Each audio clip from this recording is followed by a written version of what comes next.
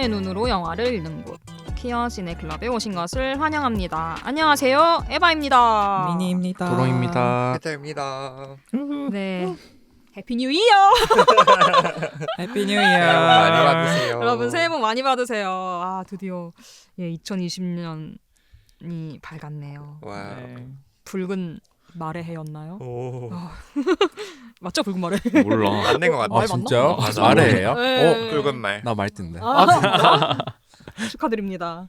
오늘 좀 좋은 일 많이 생기실 것 좋은 일 같아요. 많이 올해. 생겼습니다. 네. 네. 여러분들도 네 새해 어떤 마음으로 맞이하셨는지 모르겠네요. 뭐 이제 진짜 새해를 보러 가시는 분도 있었을 것 같고, 네, 나름대로 이제 1월 1일을 다 이제 좋은 마음으로 시작하셨을 것 같은데 저희도 저희 멤버들도 네. 각자 어떻게 새해 목표나 뭐 다짐이 있다면. 없으면 없다고 하셔도 되고요. 그게 나의 삶의 방식이라고. 저왜 한숨부터 쉬어? 뭐 미니 얘기해 볼까요? 저요? 그냥 건강하게. 제가 지금 발이 안 좋거든요. 아이고. 그때 다친 이후로 계속 춤춰야 아픈 거예요? 되나? 네, 거의 한 6개월째 아프고 어머. 있어가지고 아. 이게 좀 나았으면 좋겠고 그냥 오래가네. 건강이 최고인 것 같아. 진짜 맞아. 이렇게 진짜 계속 건강이 아프다 최고죠. 보니까 그건 진짜 맞아. 진짜 아프면 진짜 삶의 질 뚝뚝 떨어져요. 맞아. 그리고 그냥 뭐 다니던 대로 회사 다니고 뭐. 아 그러니까 이거 빨리 몸이 건강해져야 춤도 다시 추고 운동도 다시 하고 할 텐데 그게 좀 그 원래 루틴이 다시 회복됐으면 하는 바람입니다. 건강이 네. 최고 목표. 건강이 건강. 최고입니다. 맞아. 건강. 네, 도 감독님은? 저는 영화를 한 편 찍고 싶어요. 단편 영화. 오. 오 네. 와우. 한번? 맞아. 장면 시나리오도 한번 쓰고 싶고. 장편. 네. 장편. 네. 영화인이네 역시. 이제는 움직여야 할 때. 그렇지. 2025년 잘 다졌고 이제는 뭔가 시작이다. 26년. 뭔가 해야 될 때일 것 같아. 영화도 그렇지만 이제 카메라 사셨으니까 맞네. 브이로그도 해야죠. 브이로그도 하시고 그렇지. 사진도 맞네, 많이 맞네. 찍으시고 할 게 너무 많다. 맞아. 기대할게요. 진짜 부지런히 만들어내는 해가 네, 되시길. 26년. 말이니까 채찍질 좀 해드릴게요. 좋다. 이라이야. 아 좋네. 아, 좋네. 뭔가 26년은 뭔가 좋을 것 같아. 다를 것 같아. 25년. 오. 뭔가 그런 기운이 들어요. 오. 네. 다르게 살 것 같아요. 다르게 살 것 같아. 네. 맞아. 열심히 말처럼 달리시는 네. 한 해가 되길. 달리시기를. 25년 너무 힘들었어가지고. 네, 피터는 저는 사실 새해 계획 같은 거 안 세우는데 그래도 제가 건강을 안 챙긴 지 좀 오래됐거든요. 원래 뭐 대충 PT도 하고 이것저것 했는데도 아팠었는데 안 하니까 더 아프고 그래가지고 목표가 같네요. 네, 이제 건강하자. 운동 좀 해야겠어요. 뭘 맞아. 하더라도 맞는 운동을 좀 찾아서 해보려고 합니다. 이것만 해야 될 것 같아요. 뭘 많이 또 계획을 세우면은 맞아, 또 저것도 맞아. 좀- 스스로에게 실망하게 되니까 음. 좀 운동이라도 해봅시다. 라고 음. 생각합니다. 네. 저도 이어서 진짜 건강이 너무 중요해가지고 저 요즘 소화가 너무 잘 안 되거든요.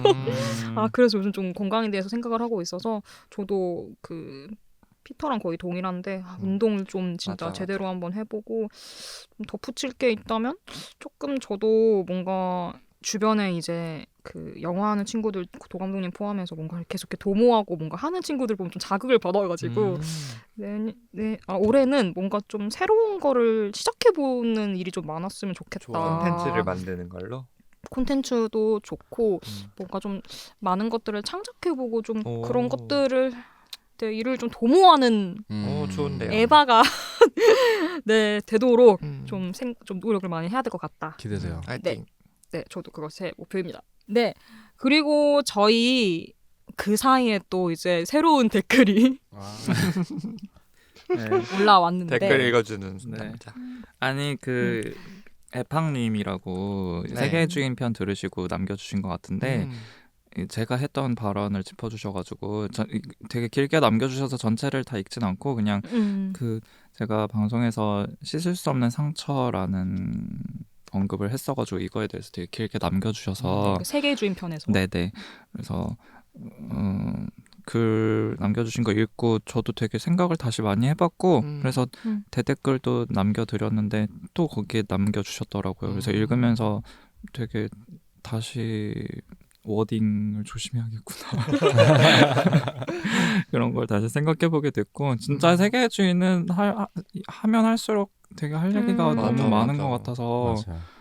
그리고 저희 세계주인 재생 수가 되게 높게 나오더라고요. 맞아요. 그래서 영화에 대한 관심이 맞아. 계속 쭉 이어지는 것 같아서 또 다른 분들 저희 방송 들으시고 생각 있으시면 남겨주시면 좋을 맞아. 것 같아요. 맞아. 네, 댓글 남겨주셔서 감사합니다. 맞아요. 네. 감사합니다. 저도 덧붙이자면 댓글을 좀 되게 집중해서 읽어봤는데 뭔가 그때 저희 방송하면서 아 뭔가 더 말하고 싶은데 뭔가 그 도감독님이나 뭐 이렇게 얘기하는 거에 대해서 아 뭔가 아닌데 더 덧붙이고 싶은데 하고 싶었던 것들이 있었거든요.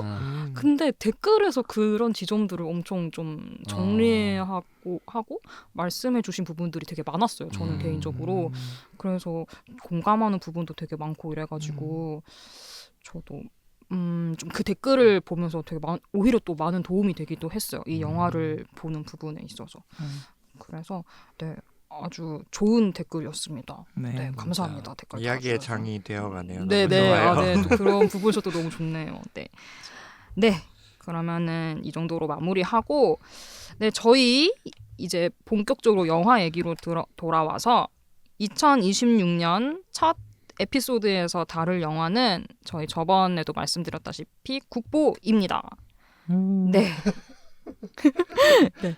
그 일본에서 1,000만 관객을 일본에선 1,000만 관객 있기가 되게 쉽지 않은데 일본 실사 영화 중에 제일 높다고. 맞아요. 네. 저도 뭐 드라마 시청률도 한 20%면 진짜 잘 나온 엄청나게 잘 된 거라고 저 들었는데 네 그러면은 미니의 영화 소개 한번 들어보죠. 네.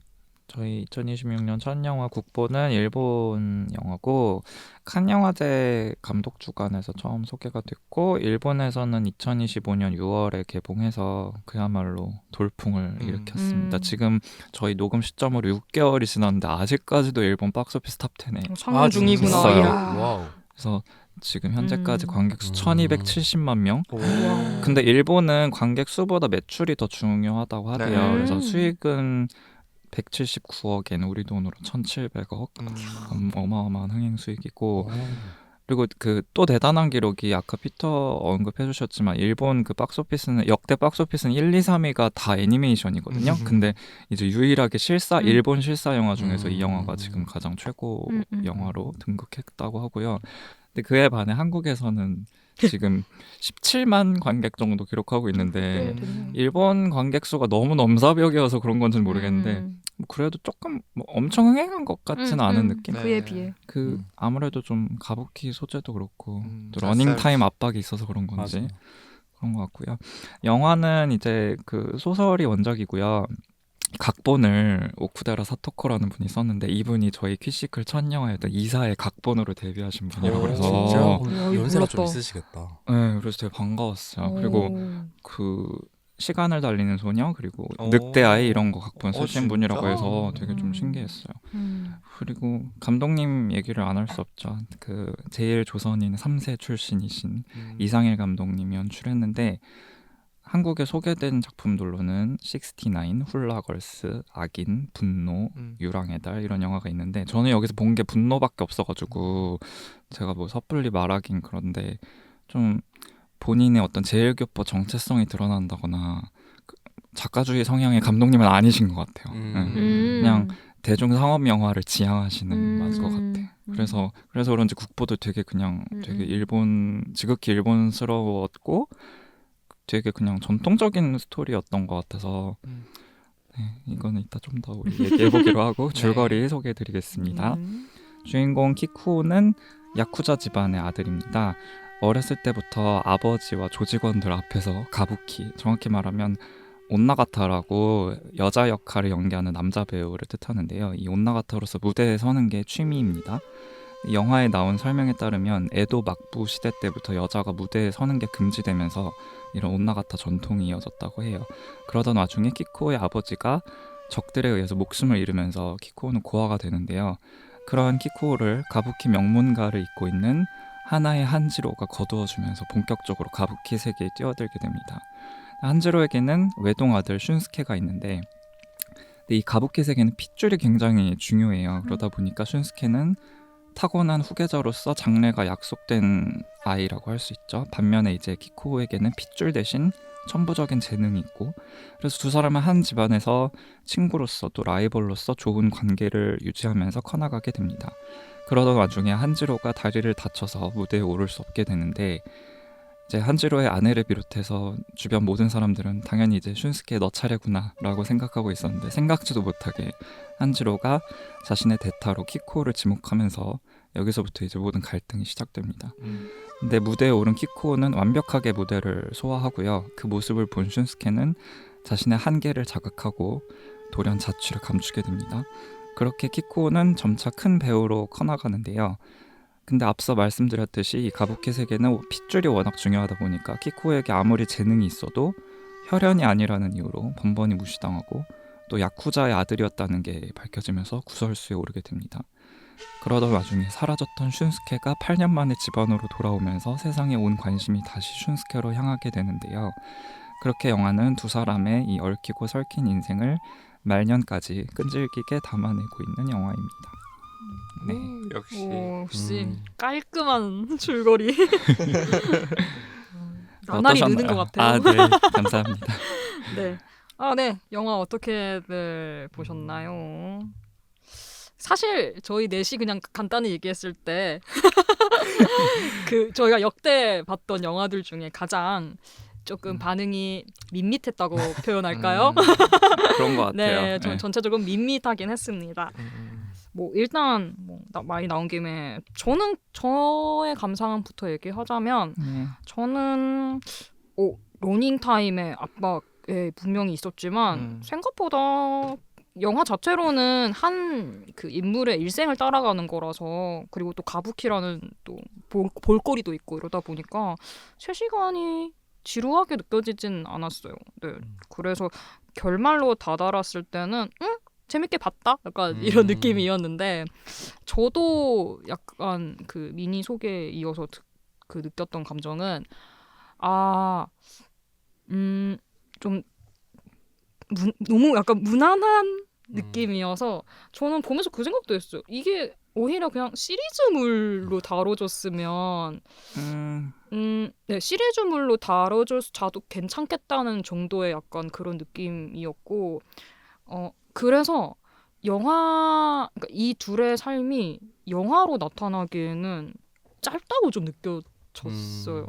그러니까 더 이 안에 뭔가 좀 갈등들이나 아니면 예능인으로서의 예능인이래 예술가로 예능도 맞죠? 뭐 예술가로서의 어떤 고통 뭔가 뭐 그런 것들을 조금 더 세부적으로 이게 시간적으로 조금 더 많이 보여줬으면 이 두 인물에 대해서 그리고 그 키코라는 국보라는 이 사람에 대해서 조금 더 마음에 와닿는 게 많았을 것 같은데 그러기에는 이 영화라는 이 3시간이 길면서도 짧더라고요.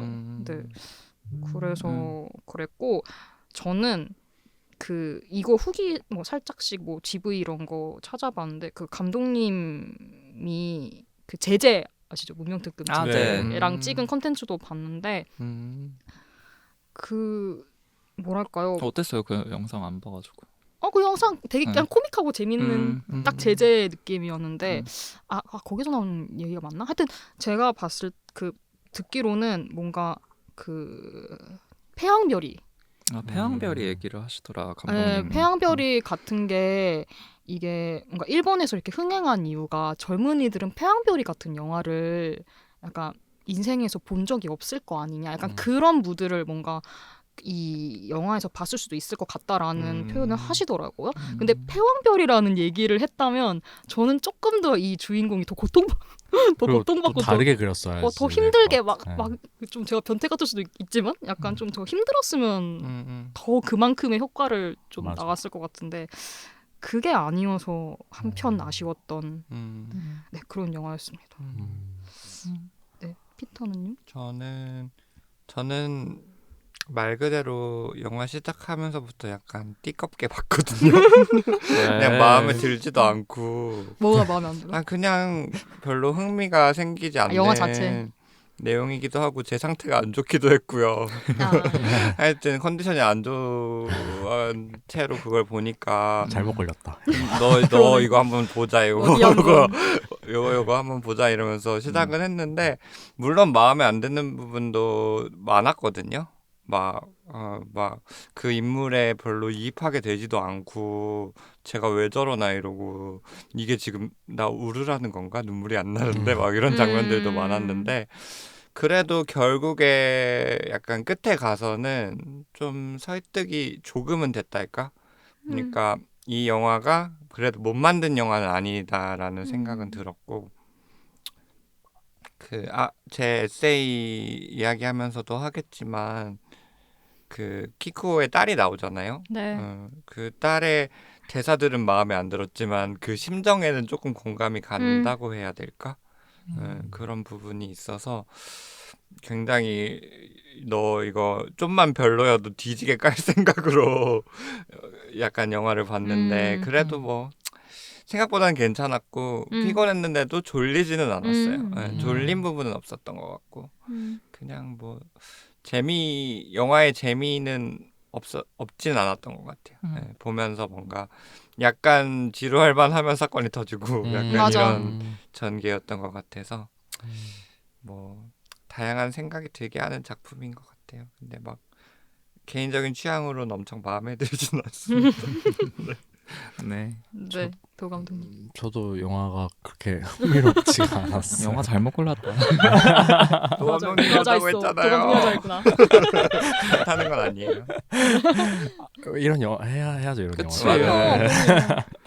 그 맞아. 이유가 저는 약간 가부키를 다루면 기대하는 부분들이 저는 있었거든요. 어떤 그 가부키라는 것 자체가 여성을 배제한 상태에서 남성만 연기할 수 있고 그게 어떤 가문이 이제 대를 이어서 해야 되는 건데 거기서 이렇게 기대되는 이야기들 막 나오잖아요. 뭐 누군가는 퀴어적인 요소를 요구할 수도 있는 거고 저는 제가 생각하기에는 어떤 여성의 배제됨으로써 여성의 뭐 그 구역에 뭐 진출하는 이야기나 아니면 뭐 그런 좀 진보적인 이야기를 좀 생각을 했었어요. 원했던 것 같아요, 제가. 근데 그냥 여성이 없어졌더라고요, 그냥 이 영화에서. 그쵸.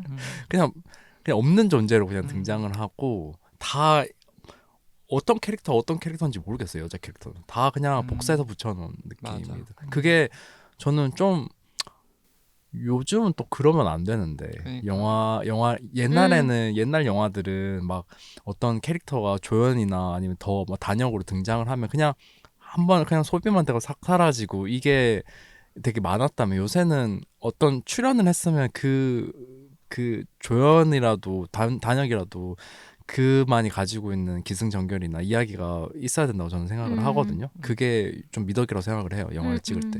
근데 이 영화는 그냥 싹 배제가 싹 되더라고 다. 그런 것도 좀 마음에 안 들었어요.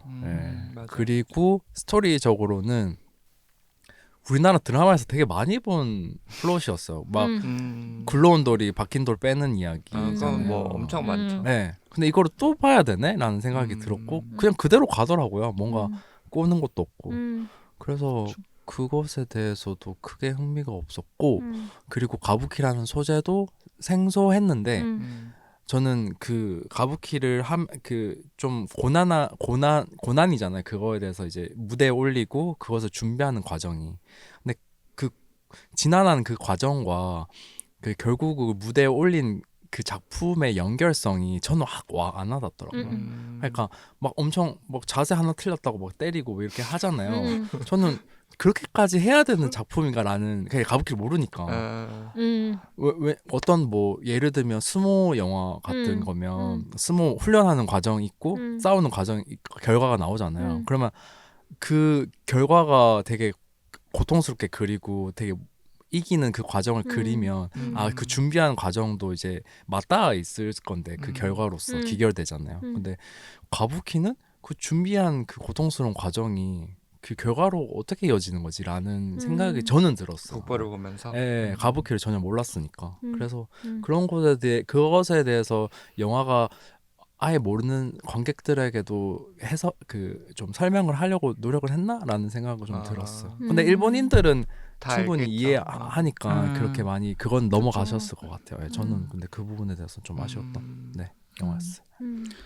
도롱님 하신 얘기에 덧붙이면은 그 좀 영화의 어떤 그 여성이라든가 이런 좀 그 전형적이지 않은 그런 게 있을 거라고 기대했다고 했잖아요. 근데 그런 게 없었다고. 근데 그 자체로 진짜 너무 좀 일본스러운 것 같은. 인정. 그러니까 일본 사회를 폄하하고 싶은 건 전혀 아니고, 근데 그 저 일본에서 좀 듣더라고. 아 진짜 한국인이겠지. 좀 그럼 영화 맞아. 마치아웃. 영화에 뭔가 저항 정신이 없어. 아 인정. 그래 좀- 인정. 좀 균열이 있어야 맞아. 재밌거든요, 스토리에. 맞아. 근데 그런 게 너무 없고, 맞아. 저 같은 경우는 그 영화를 보기 전부터 그 도롱님이 이거 국보 퀴어요. 하자고 했을 때 그 뭐 썩 내키진 않았지만 그래도 그냥 하는 건 나쁘지 않겠다 싶었던 게, 왜냐면 퀴어적인 게 있지 않을까라는 기대가 내심 있었거든요. 근데 영화에 그런 게 영. 너무 좀 없어가지고 지루. 너무 좀 그게 아쉬웠어요. 없었죠, 그쵸. 근데 그래도 뭐 러닝 타임 압박이 있긴 했는데 지루하지는 않게 봤던 것 같고, 근데 이제 매력이 없었다. 그리고 그 가부키, 제가 또 한국무용 보는 걸 되게 좋아하거든요. 그래서 근데 그 가부키 그런 건 처음 봐가지고 저도 영상으로 본 거는 맞아. 그거가 재밌긴 했는데 그냥 뭐 무난했다. 그들의 문화구나. 네. 그 더 깊이 안으로 들어가지는 못한 느낌이었어. 그냥 영화 그 자체가. 네, 맞아. 이 정도. 근데 저는 한 가지 더 그 퀴어 배제한 거 부분은 제가 생각하기에는 의도였던 것 같아요. 그러니까 그거를 몰라서 배제한 건 아닌 것 같고, 가부키를 다루면서 거기 퀴어 요소를 다루면 이게 약간 그 가부키 했기 때문에 그 과정에서 퀴어성이 드러냈다라고 또 후천적으로도 보여지는 또 잘못된 인식을 줄 수 있잖아요. 아닌가? 그렇게 깊게 생각 안 했을 것 같았지 왜 나는. 나 그냥 생각이 없어서 안 한 것 같은데 그런 부분에 대한 그냥 아예 배제하고 간 것 넣을 같아요. 생각이 없어서. 이 퀴어에 대한 얘기는 제 2부에서 그래서 알겠습니다. 얘기하겠으니까 아, 네. 기대해 어머, 주세요. 기대돼. 기대된다. 네, 그러면 국보에 대한 전반적인 평은 이 정도로 마무리하고요. 이토록 이럴 적이 있었나? 이렇게 다들 뭔가 슴슴하고 아, 이거 진짜 슴슴한 미적지근한. 평양냉면 먹는 것처럼. 평양냉면 좋아하시는 분들이네요. 하여튼간에. 네. 죄송합니다. 그 비하보라 아니었습니다. 네, 그러면 저 이제 에세이 낭독 시작해 보도록 하겠습니다. 첫 번째 순서는 도 감독님의 에세이입니다. 낭독 부탁드립니다. 네, 제목 P, 저스트 P. 영화 국보는 유명한 가부키 명장의 집안에서 대를 이어야 하는 슌스케와 아버지를 잃고 그 집안에 맡겨져 자라게 된 기쿠오 사이의 라이벌 구도를 대사사적으로 그린다. 가부키 공연의 주인 자리는 당연히 슌스케의 몫이지만 굴러온 돌인 기쿠오의 실력이 훨씬 뛰어나면서 슌스케는 그에게 열등감을 느낀다. 반면 기쿠오는 타고난 재능에도 불구하고 그를 가로막는 단 하나의 장벽, 가부키 집안의 피가 자기에는 없다는 그 사실 앞에 절망한다. 그는 자신의 한계를 너의 피를 마시고 싶다고 표현할 정도로 출신의 벽이 재능보다 앞서는 현실에 무력감을 느끼는 인물이다. 키코에게 그 피만 있다면 국보가 되는 길이 열릴 텐데 시대가 정해놓은 질서는 그에게 절대로 그것을 허락하지 않는다. 그렇게 영화는 주로 기쿠오를 중심으로 흘러가는데 나는 기쿠오보다 슌스케의 운명에 더 마음이 갔다. 슌스케는 아마 자기 재능이 무엇인지조차 몰랐을 것이다. 가부키 가문에 태어났다는 이유만으로도 가부키 말고는 할 수 있는 게 없었을 테고 그마저도 기쿠오 때문에 잃을지 모른다는 위기가 그를 더 비극적으로 감정이입이 되게 만들었다. 어쩌면 그는 가부키 말고도 더 많은 가능성을 가진 사람이었을지도 모른다. 하지만 시대와 그놈의 피 때문에 가부키가 자신의 천직이라고 스스로 속이며 살아온 것일 수도 있다. 어렸을 때 할아버지 집에 가면 나는 항상 이상한 찜찜함이 있었다. 사촌들을 만나고 친척들에게 인사하고 용돈을 받는 즐거움보다 할아버지와 마주한다는 부담 때문이었다. 장손이라는 이유로 밥상에서도 큰 상에 할아버지와 마주 앉아야 했고 작은 상에는 할머니, 누나, 고모, 엄마 등 여자 식구들이 모여 앉았다. 마음은 늘 저 작은 상 쪽에 가 있었지만 나는 갈 수 없었다. 남자이기 때문에, 집안의 유일한 장손이기 때문에, 그것이 자연스럽다고 여겨지는 집안의 분위기 속에서 나만 늘 부자연스러운 존재로 생각이 들었다. 식사 시간이 끝나면 그제야 숨 좀 돌릴 수 있을까 싶었지만 오래 가지 않았다. 할머니가 할아버지 방에 가서 말동무를 해드리라고 시켰기 때문이다. 거절은 할 수 없기에 재미없는 미녀 방송을 보고 있는 할아버지 옆자리에 앉아 시간을 버티곤 했다. 눈치를 보며 방에서 나갈 타이밍을 재고 있을 때 할아버지가 서재에서 책자를 가져오라는 심부름을 시키셨다. 그것은 바로 땡땡 집안의 연명부였다. 전통 있는 땡땡 김가의 몇 대 손인지, 내가 얼마나 가치 있는 집안에 태어났는지 할아버지의 일장연설을 들으며 속으로 생각했다. 죄송하지만 저는 이 유서 깊은 집안에 어울리는 사람이 아니에요. 그리고 그 대는 아마 저로 인해 끊어질지도 몰라요. 그 말은 끝내 입 밖으로 나오지 못했다. 장손이기에 누린 혜택은 분명하지만 그 타이틀에 내가 맞지 않는 사실 앞에서 늘 죄책감을 느껴야만 했다. 장손 같지 않은 장손. 그렇다고 그 장손이라는 자리를 스스로 벗어날 수도 없고 결국 받아들인 채로 살아왔다. 집안에 맞지 않고 공부도 못하고 능력 없는 장손으로서 10수년간 이어진 그 무게를 지고 살았는데 할아버지가 돌아가신 뒤에야 비로소 그 짐을 조금씩 내려놓을 수 있었다. 시대가 허락하지 않는 피해의 무게를 끝내 지고 살아가야만 했던 슌스케. 그와 달리 지금의 나는 시대를 핑계 삼지 않아도 돼서 그나마 다행이라고 할 수 있을까? 삶을 원하는 방향대로 살아갈 수 있는 시대에서 살아가고 있다고 하지만 문득 이렇게 살아도 될까? 내가 집안의 수치가 아닐까? 하는 아주 손톱만큼의 재수로움이 찾아올 때가 있다. 그럴 때면 다시 생각을 고쳐먹는데 그래도 어떻게 하겠나. 수백 번 고민해도 결과는 같다. 피와 나 모두를 만족시킬 수 없다면 나라도 행복해야지. 피는 피일 뿐이니까. 네. 약간 피 저스트 피도 그렇고 뒷부분도 그렇고 약간 랩 같아요. 그죠? 완전 랩 저도 가사 같아요. 약간 공감. 힘을 줘봤어요. 네, 힙합 제가. 같아요. 이 라임이 어떻게 쓰게 되셨는지. 네. 저는 그 영화를 보면서 키쿠오는 그다지 몰입이 안 됐어요. 왜냐하면 걔는 재능이 있고 그리고 결국 국보가 됐고 그렇지. 국보가 되기 전에 그 과정들은 국보가 되기 위한 과정이니까 그렇지. 물론 힘들겠죠. 근데 냉정하다. 그렇지. 자기가 선택한 길이잖아요. 그 사람은 선택을 음. 했던 길이잖아요. 책임지는 자기가 책임지겠다고 해서 한 길이기 때문에 저는 그다지 이렇게 막 불쌍하다고 생각이 안 들었어요. 그래서 더 옥상에서 그렇게 막 울부짖을 때도 그리고 막 너의 피를 마시고 싶다 이런 대사가 핵심 대사를 네. 내뱉을 때도 크게 막 공감이 안 됐어요. 근데 저는 슌스케가 되게 불쌍했어.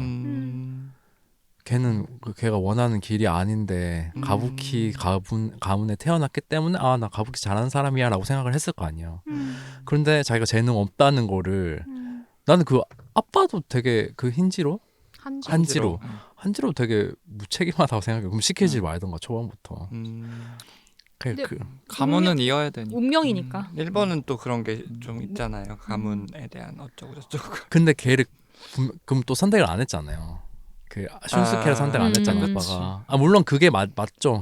재능 있는 사람부터 시켜야 되는 거 맞는데 예술의 그럼 애초에 그러면 재능을 선택할 수 있게끔 걔한테 어떤 길을 터주거나 그렇게 했었어야지. 걔는 그런 그 뉘우침도 없더라고요 아빠가. 잘못된 육아. 그래서 슌스케를 보면서 나도 이 집안의 장손으로서 어떤 나의 어떤 책임감이 일말의 책임감이 있지만 시대를 그래도 좀 잘 타고났기 때문에 그렇게 불행한 삶을 안 살아도 되는 거에서는 조금 다행이다라는 생각을 하면서도 또 그 장면 되게 슬펐어요. 그 자기가 그 가부키에 재능이 없다는 걸 알고 있지만 그래서 이제 거기서 떠나잖아요. 네.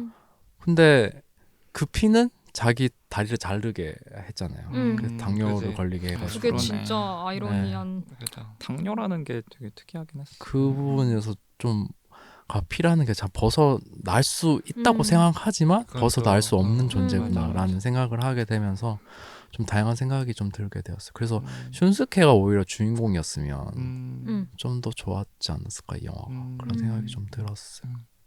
저도 그래 뭐 곧 나오겠지만 슌스케가 똑같아요. 진짜 너무 그 키쿠오는 이미 재능 있는 사람이고 약간 그런 결말이 예상이 되다 보니 슌스케는 어땠을까를 자꾸 보게 되더라고요. 저도 모르게. 맞아. 네. 그렇고 저는 그냥 이어서 얘기하자면 저희 그가 키시클 맨 처음에 썼던 글이 장손 영화 네, 맞아요. 장손이었잖아요. 네, 맞아요. 네. 네, 그때 그래서 썼던 그 도감독님 글이 생각이 나더라고요. 아, 그때도 맞아요. 장손에 대한 얘기를 네. 쓰셨었는데 네. 저는 아무래도 저는 그거랑 관련이 없는 사람이고 장손을 항상 바라보는 여성이었기 때문에 딸이었기 때문에 근데 이 영화를 봤을 때 진짜 장손들은 도감독님처럼 생각이 들 것 같더라고요. 그 장손이 처해진 운명적으로 지어진 이 위치에 대해서 그 저는 저희 아빠도 장손이고 그리고 이제 저는 이제 사촌 장손인데 저희 아빠도 장손의 자리를 굉장히 부담스러워하는 사람이었고 제 사촌도 정말 힘들어하거든요. 그러니까 물론 이제는 많이 이제 옛날처럼 그렇지 않으니까 그런 장손의 역할을 그렇게 막 하지는 않는데 되게 항상 제사 때나 명절 때 보면은 그 나에게 지어진 이 그 장손이라는 역할 때문에 되게 괴로워하는 모습을 좀 봤었어요. 그러니까 난 이게 너무 하기 싫고 제사 할 때마다 사람 너무 많아서 막 정신없이 하는데 왜 나한테 막 자꾸 막 이런 저런 거 시키고 네가 뭐 주인공이니까 너가 뭐 나서서 뭘 그러니까 자꾸 뭔가 이렇게 지어서 뭐 이렇게 하는데 이 사람은 굳이 그럴 능력이 있어야 될 필요도 없잖아요. 그렇죠. 그냥 태어났는데 너 장손 그러니까 이제부터 넌 가문을 뭔가 이끌어 가야 돼. 이런 어떤 역할이 좀 안타깝기도 했거든요. 그래서 저는 뭐 저희 아빠도 그렇고 그 사촌 오빠를 볼 때마다 좀 되게 마음이 한편 내가 딸이어서 뭔가 주인공이 될 수 없다라는 그런 마음 변두리 항상 이렇게 변두리 역할을 해야 되는 그런 마음도 있는데 동시에 되게 좀 힘들겠다라는 어떻게 보면 좀 이런 말은 좀 그렇긴 하지만 약간 동정? 심도 좀 있었어요. 나라면 싫겠다. 나도 저런 책임감 저런 거 너무 싫어하는데 내가 나선 것도 아니고 내가 하겠다고 한 건 저요 막 저 반장할게요 한 것도 아니고 그래서 그런 생각들 하면서 이 글을 읽으니까 약간 이런 지점에서 보면 또 순수케의 다른 지점들이 많이 보이더라고요. 또 듣다 보니까 이 혈연주의라든가 가부장 이런 이게 진짜 남자한테도 안 좋고 여자한테도 안 좋아. 진짜 없어져야 돼. 맞아. 그래서 저는 이 읽으면서 장손으로서 겪었던 이 부담감을 슌스케랑 엮어서 이렇게 설명해 주셔서 그게 되게 재밌었고 근데 생각할수록 이 슌스케라는 캐릭터가 키코보다 오히려 더 매력적으로 느껴지기도 하는 것 같아요. 그 어떻게 보면 키코는 생각할수록 그냥 좀 텅 빈 기표로서만 존재하는 것 같고 오히려 그 내면은 더 파고들 게 많은 건 슌스케일 수도 있겠다라는 생각이 들어요. 그냥 키코는 그냥 아름다움만 쫓는 그러면서 희생시켜버리는 사람들이 너무 많은 그냥 캐릭터잖아요. 맞아요. 근데 슌스케는 가족에 대한 책임감도 되게 남달랐던 것 같고 그리고 되게 혼자 갈등도 많이 하잖아요. 다시 이 가부키 세계로 갈 건지 말 건지 아니면 내가 이 정통 가부키를 할 건지 아니면 좀 약간 배우하고 싶어 하지 않았나? 그런 어떤 커리어에 있어서 이런 갈등도 있고 그래서 오히려 슌스케가 더 뭔가 생각할 게 많은 캐릭터였던 게 맞는 것 같고 근데 저 그래서 제일 재밌었던 부분이 저로 인해서 대가 끊어질지도 몰라요. 이게 우리 게이들이 많이 하는 생각이잖아요. 그래서 조금 더 이 게이로서의 이런 거를 더 명확히 써주셨어도 더 재밌었을 것 같아요. 좀 더 언급해 주셔도 좋지 않았을까. 그리고 그냥 저도 이 집안의 수치일 수 있겠다 뭐 이런 얘기도 했는데 장선이면 그렇게 생각할 수도 있겠구나. 왜냐면 저는 그런 건 전혀 못 느끼고 그냥 손자를 부모님께 못 안겨드린다는 그런 미안함은 있긴 한데 근데 그 미안함도 뭐 솔직히 크진 않거든요. 당신들이 나를 이렇게 낳아준 거를 내가 뭐 뭐 보답을 그렇게 해야 하나? 그런 일종의 좀 뻔뻔함도 좀 있어가지고 근데 장선이면 이런 생각이 이게 뭐 도롱님을 지배하고 있는 건 아니지만 그런 생각이 맞아. 문득 들 때 있다고 하셨잖아요. 그래서 그 얘기도 되게 재밌었습니다. 네. 저도 보면서 슌스케가 오히려 더 공감이 가고 공감까지는 아니고 선 그어서 공감까지는 아니고 그냥 더 마음이 가긴 했어요. 그게 막 돌아와서 연기 더 하고 싶다 막 어쩌고 저쩌고 다리 자르고 이러는 게 더 불쌍해 보이고 마음이 갔거든요.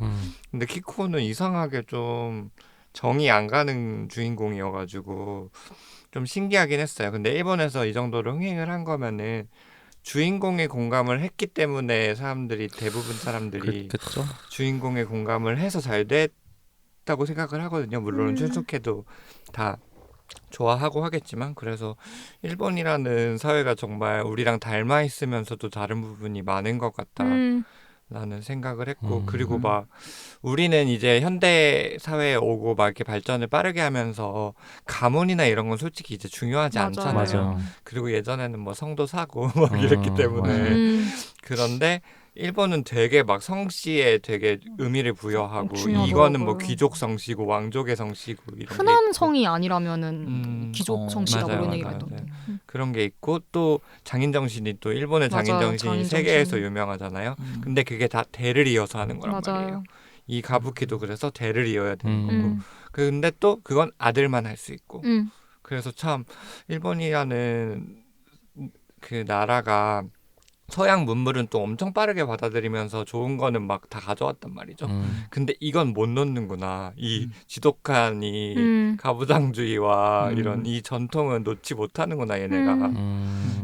그러니까 이 영화도 흥행을 하고 결국에는 그거에 대해서 약간의 비판적인 시각은 있지만 그게 막 잘못됐다고 막 난리치는 영화는 아니잖아요. 그냥 이런 슬픔이 있으니까 그래도 난 결국 극복가 됐다. 약간 이런 느낌이어서 참 희한한 나라다. 진짜 할수록. 너무 일본적이야. 그 어떤 혈연주의 이런 거를 비판하는 것도 아니고 그 긍정하는 것도 아니고 그냥 그 있는 그 자체로 보여준 거기에 그냥 순응해버리는 느낌이라서 중립 뭐야 이상해. 너무 일본. 근데 일본 사람들 만약 그 영화를 봤을 때 진보적인 영화로 받아들일 수도 있을 것 같아요. 어떤 지점에서? 왜냐하면 기코가 됐잖아요. 기코가 국보가 됐잖아요. 결국 혈연은 자기 끊었으니까. 혈연 관계는 그치. 이겨내고 운명을 슌스케가 아닌 이겨내고. 기코가 됐다라는 그 하나 때문에 이거 되게 그걸 진보라고 받아들일 수 엄청 있다면 나아갔을 그 것 같아요. 나라에선 그럴 것 같아요. 엄청 되게 나아간 극적인 영화다라고. 전개라고 생각할 수 있을 것 만약 같아요. 그마저도 없으면 진짜 그죠.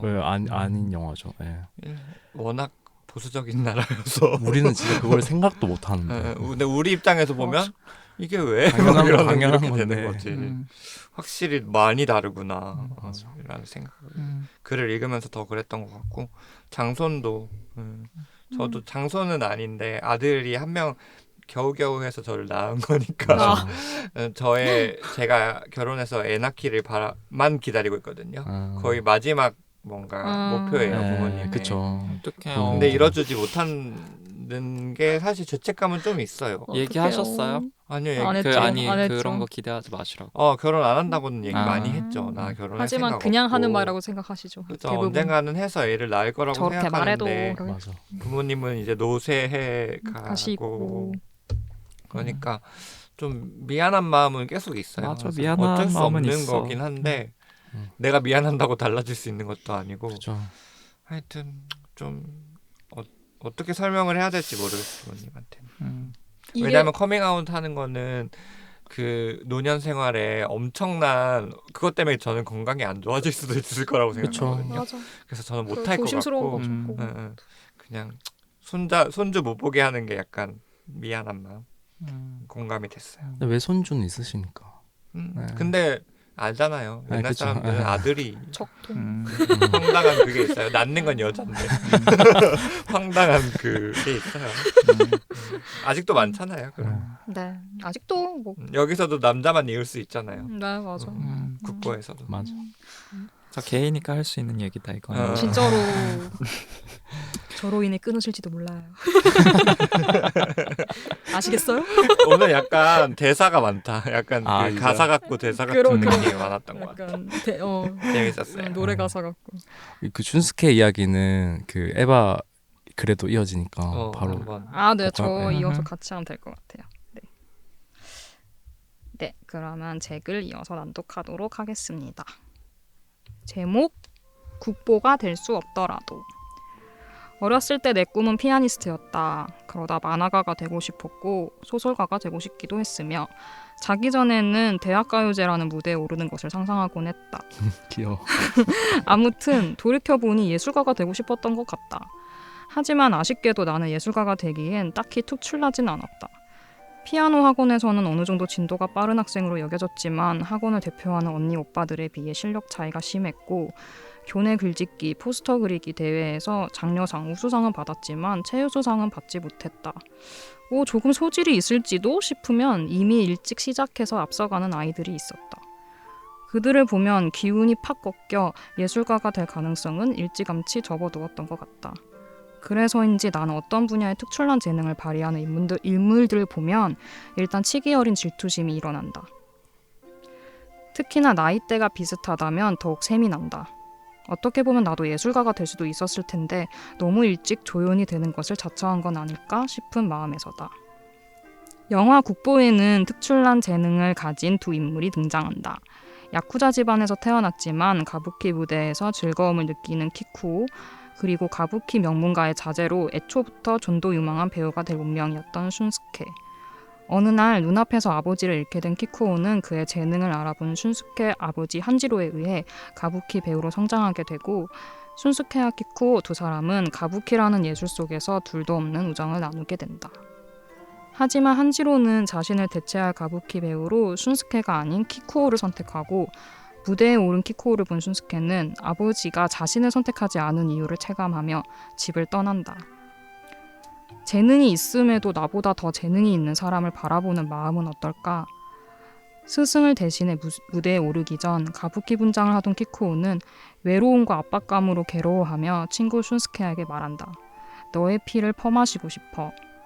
슌스케는 아버지가 선택한 미래의 국보를 위해 덤덤히 그를 다독이지만 나 또한 재능 있는 너의 피를 마시고 싶어 라고 속으로 말하고 있는 것만 같았다. 그리고 관람석에서 현실의 벽을 통감하며 도망친 그 순간부터 나는 키쿠오보다는 슌스케의 앞날을 궁금해하기 시작했던 것 같다.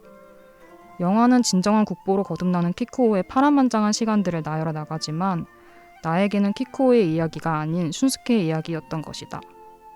가부키 가문의 후계자로 태어났지만 한지로라는 이름은 물려받지 못한 채 죽을 때까지 아버지에게 인정받지 못했다는 마음에 구멍을 안고 살아간 사람. 하지만 유전병으로 다리가 괴사되어 사랑하는 무대에 더 이상 설 수 없는 슌스케 말이다. 그래서일까? 나는 영화에서 슌스케가 자신이 사랑하는 가부키를 포기하지 않고 절뚝거리는 다리로 끝까지 완성해낸 무대가 가장 기억에 남았다. 사실상 영화 국보의 주인공은 키쿠오라고 볼 수 있겠지만 슌스케의 생에서 주인공은 슌스케 바로 자신이었다. 키쿠오의 빛나는 무대를 보고 좌절하며 도망치면서도 난 도망치지 않는 거야 라고 말했던 그때처럼. 나는 슌스케처럼 특출한 재능이 있었던 건 아니지만 예술이라는 사랑하고 좋아하는 것이 있음에도 벽이 느껴질 때는 도망치기에 급급했던 것 같다. 그 아쉬움으로 좋아하는 분야를 업으로 삼아보겠다고 지금까지 그 변두리에 머물고 있다. 와중에 다행인 건 뒤늦게라도 잠시 놓아두었던 예술가의 길을 다시 시작해보려고 하는 지인들을 보며 나도 마음을 다잡게 된다는 것이다. 글쎄, 먼 훗날 어릴 적 꿈꿨던 예술가가 될 수 있을지는 모르겠다. 다만 슌스케처럼 내가 내 삶의 주인공이 되기 위해 사랑하는 것을 잃지 않도록 노력하는 것이 지금 당장의 꿈이다. 네. 네. 잘 읽었습니다. 어떻게 쓰시게 네. 되셨나요? 저는 아까도 뭐 앞서 말씀드렸지만 근데 솔직히 첫 감정은 그 마지막 장면에서 키쿠오가 뭔가 이렇게 빛을 이렇게 보면서 키래 막 아름답다 막 이러잖아요. 그래서 막 정말 아름답구나 이게 마지막 대사였나? 뭐 네, 그런 맞아요. 그런 거였어. 정말 아름답고 하면서 딱 이 노래가 차 이렇게 나오는 게 마지막인데 그냥 좀 예술가는 저렇게 고통받는 삶을 받아야 진짜 그러니까 삶을 그 가져야 진정한 예술가로 거듭날 수 있나? 라는 좀 그런 감상으로 좀 나서긴 했는데 솔직히 전 그래서 키쿠에 대해서 어떤 그런 예술가들의 삶에 대해서 좀 그러니까 진정한 예술인이 되는 거에 대해서 쓰려고 했어요. 근데 키쿠오를 쓰다 보니까 그러니까 그의 삶을 좀 따라가다 보니까 제가 좀 이거를 좀 영화로 보고 좀 텀이 많이 지나서 이 글을 썼거든요. 근데 기억이 좀 잘 안 나는 거예요. 그 줄거리를. 그래서 쭉 줄거리를 기억나는 대로 써봤는데 약간 키쿠오가 너무 그의 삶이 너무 뻔한 거예요. 진짜. 그 영화 우리가 얘기했던 것처럼. 그래서 쓰다 보니까 약간 슌스케가 생각이 나서 그러니까 진짜 그럼 내가 이 영화에서 좀 인상적으로 봤던 장면이 뭘까 했을 때 키쿠하고 슌스케가 같이 막 발 절뚝거리면서 마지막 그 무대를 완성했던 그 장면인 거예요. 그러다 보니까 슌스케가 저한테 좀 오더라고요.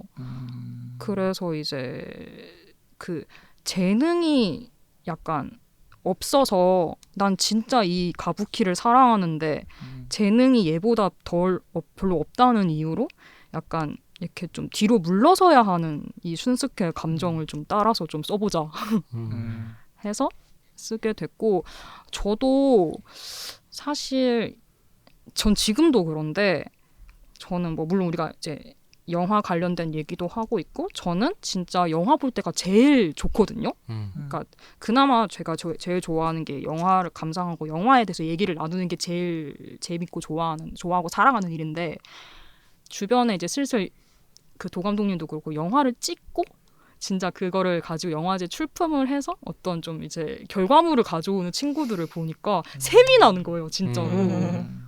질투나요. 진짜 질투나요, 베이비라서 진짜로 약간 나도 좀 어렸을 때나 뭐 그랬을 때 예술가가 되고 싶었고 그러니까. 항상 그런 애니어그램이나 뭐 이런 거 이제 MBTI 이런 거 하면은 나는 애니어그램 진짜 오랜만에 오랜만에 듣죠. 예술 성향이 있는 사람으로 나오고 하다 보니 항상 나도 이렇게 글을 좀 쓰고 싶어 하고 뭔가 약간 미적인 거에 대해서 얘기를 나누고 싶어 하고 전시 가는 거 좋아하고 이렇구나라는 생각을 늘 했거든요. 그래서 그런 거 생각하면서 썼던 것 같습니다. 그래서 저도 그 도감독님이랑 좀 다른 시선에서 봤긴 그러네요. 했지만 네. 저도 슌스케가 더 마음이 갔던 것 같아요. 저랑 비슷해서. 또 다른 부분에서 비슷해서. 그렇네요. 진짜. 저도 글 보면서 되게 공감을 많이 했었고요. 그리고 저도 이런 어떤 창작하는 일에 대해서 하고 싶어하는 사람이고 어떤 그만큼의 결과를 못 내고 있다고 저는 생각을 해가지고 그걸 내는 사람들한테 보면 저도 질투를 느끼고 부럽고 맞아. 이게 진짜 저렇게 솔직한 되고 마음. 싶다. 그렇게 생각을 하고 되게 이해가 돼요. 근데 그거 알아요? 그 약간 열등감을 느낄 때 그 마음을 멀리서 보면 이해가 되거든요. 근데 그 멀리서 봤을 때 이해하는 것도 공감이 되는 건데 내가 직접 그 열등감 느끼잖아요. 그럼 표정 관리도 안 되는 거 알아요? 안 돼. 저 안 돼요. 그거 알아요? 그러니까 앞에서는 축하해줘야 되고 너무 친한 그 얘는 또 친구잖아요. 그 친구로 뭔지 알 것 응원해주고 같아. 그 마음도 있는데 네. 너무 부러운 마음도 있고 저 자리가 내 자리였으면 좋겠다는 생각도 있고 질투도 나고 그게 인간이에요. 그러니까 표정 맞아. 관리도 안 되고 이 표정 관리 못하는 나하고 너무 싫고 그런 약간 느낌도 좀 드네요. 약간 맞아. 그래서 이 감정을 좀 가슴에 좀 깊게 새겨야겠다. 도롱님 유명한 진짜. 영화 감독 되면 시샘 나겠다. 시상 안 할 것 같아. 아, 근데 저도 약간 비슷한 네. 감상인 게 그래서 친구들만 이제 영화 찍고 뭐 한다 그랬잖아요. 네. 어쨌든 어떤 결과물을 내는 친구들. 근데 축하한다라는 말을 진짜 음. 하는데 이제 그치. 응. 약간 계속은 못 하겠는 그럴 거죠. 수 있지. 이게 맞아, 내 진짜니까. 그래서 약간 맞아. 축하 뭐 어디 출품돼서 어디 막 상영해 뭐 해 하면은 축하한다고는 말은 하는데 그것도 진심이긴 해. 내 친구가 좋은 결과물을 냈으니까 진심인데 한켠으로는 어떤 부러움과 뭔가 맞아. 그런 것들이 있으니까 계속적으로 더 이상 축하한다는 말을 하는 게 좀 어렵고 맞아. 그리고 저도 이게 티가 나는 사람이기 맞아. 때문에 좀 거리를 두는 거죠. 계속 그런 상황이 생기면 약간 좀 내가 너무 그런 마음이 더 커지는 것 같으니까 좀 약간 이렇게 근데 저는 이제 그런 상황들에 좀 놓일 때가 좀 많이 있었거든요. 있을 것 같아. 더더. 근데 약간씩 조금씩 좀 무뎌지는 것 같아요. 그러니까 자꾸 나를 그런 상황에 놓이게끔 하는 것도 중요한 것 같아요. 나 그리고 그걸 통해서 나도 좀 자극받긴 하잖아요. 그러니까 그게 네. 맞는 것 같아. 네. 맞아요. 오히려 그게 자극에 받는 그러니까 열등감의 또 어떤 자극이 되는 어떤 촉발제가 될 수도 있는 거 같아. 나 때가 오겠지. 뭐. 맞아. 올해 26년 말해.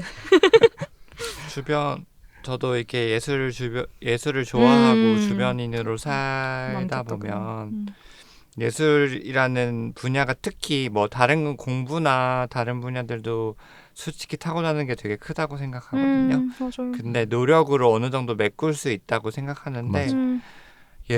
예술은 좀 타고나야 되는. 냉정하고 좀 슬픈 말일 수도 있는데 타고나는 맞아요. 게 더 큰 퍼센트를 차지한다고 생각해요. 저는 일단 그래서 뭐 이런 피 얘기가 나오고 이러는 게 사실 예술가 집안에서 예술가가 나오는 경우가 많잖아요. 그렇죠. 아닌 경우도 있지만 물려받는 경우가 네. 많으니까. 그래서 뭔가 참 예술가들이 힘들겠다 싶은 게 워낙 다 센시티브한 감성적인 사람들인데 그렇기 때문에 예술을 선택하고 하고 싶어 하는데 그렇게 막 이 큰 차이를 느끼고 맞아. 나는 이 사람처럼 될 수 있을까를 엄청 많이 생각할 거 아니에요. 안으로도. 그래서 참 불쌍하기도 하고 근데 또 이렇게 좋은 예술가가 되기 위해서는 고통을 겪어야 되잖아요. 그럼에도 그 정진해야죠. 노래를 만드는 사람도 한번 시련을 겪어야지 그럼. 좋은 노래가 나오듯이 맞아. 예술가들은 또 캐대온. 슬픈 일을 이제 겪어야지 좋은 결과물이 나온다는 그 사실이 너무 예술가들은 참 살기 힘들겠다. 근데 또 국보를 보면서 느끼는 거는 그래서 그 예술가들이 그렇게 막 본인이 감성적이고 생각이 많기 때문에 자기 연민에 잘 빠진다고 생각하거든요. 완전 예, 그래서 막 뗄래야 뗄 수 없어. 제가 영화를 막 보면서 느끼는 게 자기 연민이 묻어나오는 영화들이 많단 말이에요. 자기 자아가 너무 드러나서 내가 영화에서 제일 불쌍하고 맞아. 내가 제일 안 된 사람이다라고 하는 영화들도 많이 봤어가지고 그런 영화 많죠. 이 균형을 찾는 게 참 어렵겠다.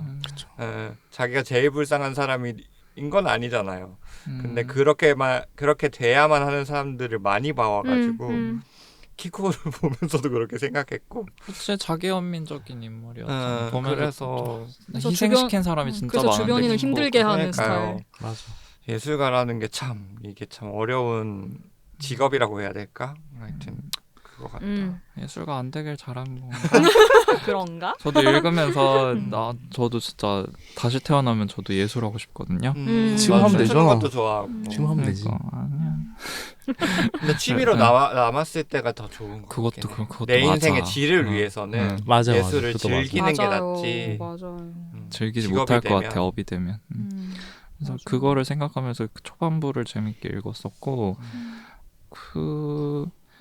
요 부분에 되게 동의했어요. 그 쩔뚝거리는 다리로 끝까지 완성해낸 그 슌스케의 무대가 가장 기억에 남았다고. 근데 저도 영화 보면서 그 영화의 거의 절반 가까이가 그 가부키 무대잖아요. 맞아요. 그 중에서 키코가 했던 거는 그렇게 크게 기억이 안 남고 제일 기억에 남는 거는 오히려 그 슌스케의 맞아. 마지막 무대 그 쩔뚝거리는 다리로 했던 거기서 어떤 감정의 진폭도 제일 컸던 것 같고 그 제일 맨 마지막 그 마지막 키코 무대 그게 어떻게 보면 영화의 클라이맥스잖아요. 근데 나는 거기서 별로 이렇게 막 아름답구나 막 하는데 미투. 그 감흥이 전혀 없어. 그러니까 너무 극적이었다고 해야 되나?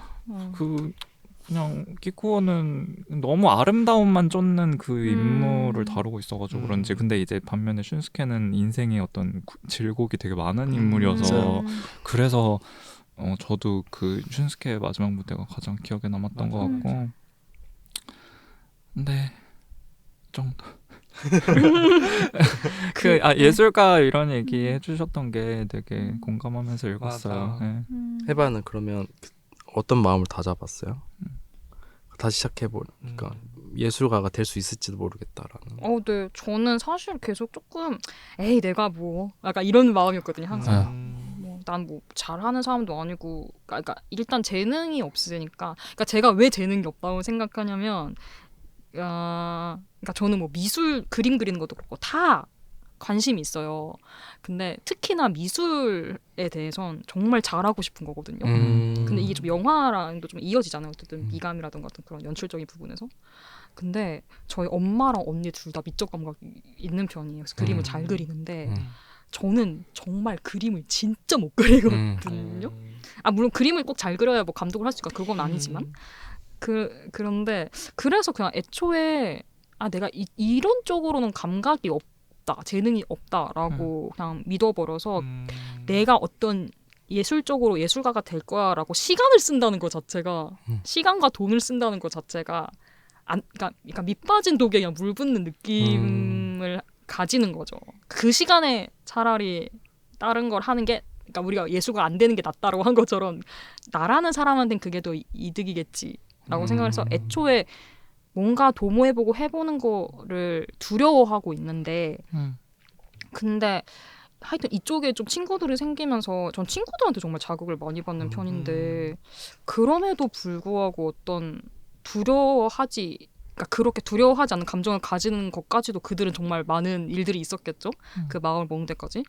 근데 그들을 보면서 저는 계속 마음속에 약간 부채감이 있거든요. 예술적으로 뭔가 해보고 싶은 뭐 글을 쓰든 뭘 하든 뭔가 부채감이 항상 있는데 계속 이렇게 뒤로 미루는 느낌? 그래서 이걸 계속 질질 끌고 갈 바엔 그냥 뭔가 하나 해보고 아니면 말지 약간 맞아. 이런 시도 좋아요. 정도는 인생에서 한번 살풀이 한번 해야지. 아니면 한이 된다니까요. 해봄직한데 맞아. 나중에 하면 얼마나 안 돼. 억울해. 억울하고 네. 더 이제 나이 들어가지고 힘들게 네. 그래서 그런 것들 약간 우리 새해 목표 다짐한 것처럼 아직 늦지 않았어요. 응원합니다. 네, 저는 좀 늦었다는 감정에서 좀 벗어나기가 되게 no. 힘든데 늦지 않았다라는 맞아. 생각을 계속 해요. 다음 작품 기대되네요. 영화예요? 잘 모르겠어요. 네, 생각해봐야 뭔지는 될 것 모르겠지만 뭔가를 약간 내가 예술을 사랑하고 탐미하면서 느꼈던 감정들을 뭐로 한번 이렇게 만들어보고 싶은 뭐가 됐든 그게 있는데 기대됩니다. 그게 뭔지는 모르겠지만 어쨌든 잘 찾아보겠습니다. 네, 화이팅. 네. 할 수 있어. 감사해요. 여러분들이 있기 때문에 할 수 있습니다. 근데 요새는 뭐든지 다 되는 것 같아요. 저는 맞아요, 그 맞아요. 기준이 퀴코어처럼 뭐 하나만 보고 달려가지도 않고 그리고 뭐 예를 들면 영화를 만든 그 영화가 되게 잘 만든 영화다. 그 가는 과정도 되게 아름답겠지만 요새는 실패하는 과정도 유튜브로 맞아요. 공개되면 그것도 사람들 많이 보고 보잖아요. 좋아해 근데 주니까. 저는 그것도 다 작품이 된다고 생각을 해가지고 완전. 뭐든지 다 컨텐츠가 되는 시대에서 진짜 살아서 맞습니다. 좋은 것 같아요. 저는 그리고 하나 좀 어떤 재능에 대해서 약간 얘기를 하다가 저는 이상일 감독님에 대해서 좀 얘기해보고 싶었거든요. 그러니까 왜 이 슌스케가 눈에 띄나 생각을 했을 때 이상일 감독님이 일본 영화 그 판에서 성공하는 게 진짜 힘들었겠다는 생각이 맞아. 들거든요. 제일 한국인이. 그러니까 더더욱 약간 일본은 좀 폐쇄적인 그런 곳인데 그래서 이상일 감독님이 이 영화를 만들 때 슌스케라는 그러네. 사람에 대해서 조금 사람들이 궁금증을 가지게 할 수도 있겠다는 생각도 좀 했었어요. 저는 이상일 감독님이 어쨌든 제일교포들이 일본 이름을 쓰는 거를 되게 많이 본 것 같아요. 그러니까 알고 보니 3세 됐는데 심지어. 3세까지나 되는데 알고 보니 제일교포였네 이런 경우가 되게 많잖아요. 일본 이름을 쓰니까. 근데 이 사람은 꿋꿋이 자기의 한국 이름을 쓰면서 여기까지 온 게 이 슌스케 근데 키쿠 키쿠 네. 키쿠한테 나도 이입이 그 얘기 됐을 하려고 것 했어. 같아. 키쿠한테 이입이 됐을 거라는 되게 생각을 맞아, 많이 맞아. 했어요. 딱 자기 이야기. 되게 특이한 감독님이신 것 같긴 해요. 맞아. 되게 그 한국 이름 잃지 않으면서도 또 정작 이분이 만든 영화의 어떤 제일 한국인으로서의 어떤 정체성이 드러나는 건 전혀 없어가지고 그러니까. 진짜 나는 내 정체성은 지키되 이 일본 사회에서 완벽히 동화라기보다는 완벽한 어떤 일본인이 되겠다. 합체. 갑자기 완벽한 콜라보. 그 밸런스라고 그래야 되나? 그거를 되게 잘 이렇게 유지하는 감독인 거. 되게 그게 좀 신기해요. 나는 그래서 이 사람이 일본에서 살면서 엄청 무시도 많이 당하고 좀 서러움이 되게 많을 것 같은데 일본의 가장 전통 문화인 가부키를 소재로 이렇게 영화를 만들었던 것 자체가 좀 그것도 피 이런 것도 소재로 해서 신기하더라고. 한국에서 이상일 아니에요? 아니에요. 일본에서 발음은 이상해요. 이상일이 아닐 일본에서도- 수도 있지만 일본에서 그 이름 이상해, 그대로 맞아요. 써요. 한자 그대로 이렇게 쓰거든요. 근데 그 제일 교포, 제일 한국인 네. 늘 캐릭터 쓴 거 69에서도 나오긴 했었어. 아 나오긴 예. 해요. 그거 소설이 원작이에요. 예, 제일 맞아요. 한국인 소설가의 원작. 그리고 아 봤어요? 네. 69? 저도 영화 소설 먼저 보고 전 영화를 책을 봤는데 읽었어요. 이게 제가 고등학교 때 나왔거든요. 음, 그럼 몇 년 전이 한 20년 전이잖아. 야지 20년 가까이 됐죠. 네. 나의 공개. 근데 그 당시 활동하던 감독인데 아직까지 활동을 했고 그 중간에 쉬었던 것도 아니고 꾸준히 냈던 감독이니까 저는 이제 그렇게 굳이 제일 예, 한국인 얘기를. 활동이 그렇게 막 제약이 있었던 감독은 아니었지 않을까. 저도 조금 찾아봤는데 크게 차별을 경험하면서 잘하진 않으셨다고 아, 하더라고요. 그리고 2세도 아니고 3세니까. 삼세예요. 그리고 요새 일본에서 워낙 이 한국의 위상이 뭐라 그래야지 한류가 유행이고 이러다 보니까 더 좋아할 수도 옛날에는 있다. 숨겼는데 일본도 일본 이름으로 바꾸고 이러면서 숨겼는데 요새는 오히려 제일 한국인이면 힙하게 바라본대요. 젊은 세대들은. 신기하죠? 힙이 뭐길래? 그왜 해피엔드에서 그 친구 제일 교포 그 친구도 아, 제일 그렇지. 힙했잖아. 그렇지. 그러니까요. 참 신기해. 코였나? 아무튼. 근데 이상해 감독님 어떤 뭐 비판하려는 건 아니고 어떤 연출적인 특장점은 못 찾겠어요. 아, 이번에 지금? 저는 이번 영화에서 이번 아니면- 영화도 그렇고 저는 뭐 69 안 봤지만 분노도 저 분노 봤어요. 되게 그냥 너무 무미한 영화였거든요. 그리고 약간 과잉 장면이 감정 과잉의 장면들이 꼭 하나씩 나오더라고요. 다 보진 못했어요 저도. 그래서 그냥 울부짖는 거. 그 옥상에서 울부짖는 아, 그런 거 아, 말씀하셨나요? 분노에도 그런 게 장면이 나오거든요. 근데 그게 공감이 안 되는 울부짖음. 한이 많았나? 아니 저는 계속 그런 생각을 하게 되더라고요. 한이 많으시구나. 뭔가 그러니까 말은 안 해도 알게 모르게 뭔가 그런 게 있었을까. 그냥 드라마 그냥 통속극을 잘 찍으시는 맞아, 분 맞아. 같아요. 어떤 결국 성공의 내다. 기코가 되셨네요. 1200만이나 찍고. 그러니까 진짜 그러니까요. 본인이 국보가 진짜 돼버렸네. 진짜 그런 결국은 일본에서는 그렇네. 저 지인한테 들었는데 엄청 대단한 거래요. 일본은 그 표값이 엄청 비싸서 사람들이 극장에 안 간대요. 안 간다고. 근데 1200만 원 한 거는 엄청난 완전한 거라고. 거죠. 그러네. 네, 그러면 1부는 이렇게 마무리를 짓고요. 네. 다음 2부 국보 2부에는 미니와 피터의 글로 돌아오도록 하겠습니다. 네, 돌아와 주세요. 여러분 감사합니다. 또 봐요.